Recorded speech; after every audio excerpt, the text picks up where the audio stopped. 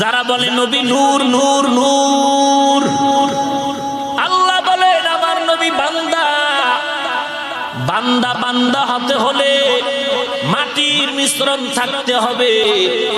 বান্দা তো এরা মানুষ, এরা ইনসান, এরা বাশার। আর ইনসান বাশার যাই বলো, তারা মাটির তৈরি মানুষ। রহমাতুল লিল আলামিন বলেন জমিনটাকে আল্লাহ প্রথম মাটির দ্বারা বানাইলেন। প্রথম পৃথিবীর মধ্যখানে যেই মাটিটা পানির থেকে জন্মিয়া হয়ে গেল, ওই মাটিটারে দুইটা ভাগ করলেন। একটা ভাগ ও জায়গায় ছিল, ওখানে আল্লাহ ঘর বানাইলেন বাইতুল্লাহ।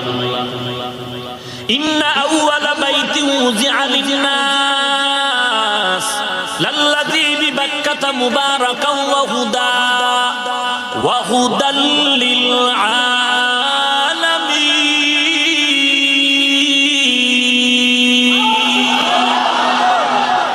প্রথম ঘরের নাম বাইতুল্লাহ।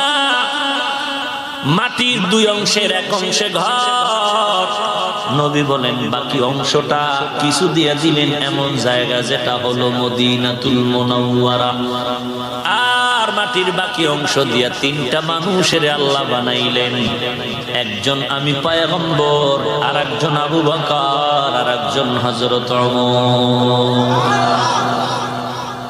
নবীজির রূহ মুবারক নূর, দেহ মুবারক মাটি। তবে না, তোমার আমার দেওয়া মাটি না। নবীজির তুলনা তো আগেই বলেছি, নবীর তুলনা নবী নিজেই কোনো উদাহরণ নাই। উম্মতের দল ইটের ভাটায় যে ইটের মাটিটা লাগায় সেটা শোধন করে, ওটাও মাটি। এই বান্দা ভালো করে বুঝো, বাংলাদেশের মাটিও মাটি, মদিনার মাটিও মাটি। ব্যবধান আছে না নাই? এরে নবীর উম্মত, আপনার ভেতরেও রূহ আছে, নবীর মধ্যেও রূহ।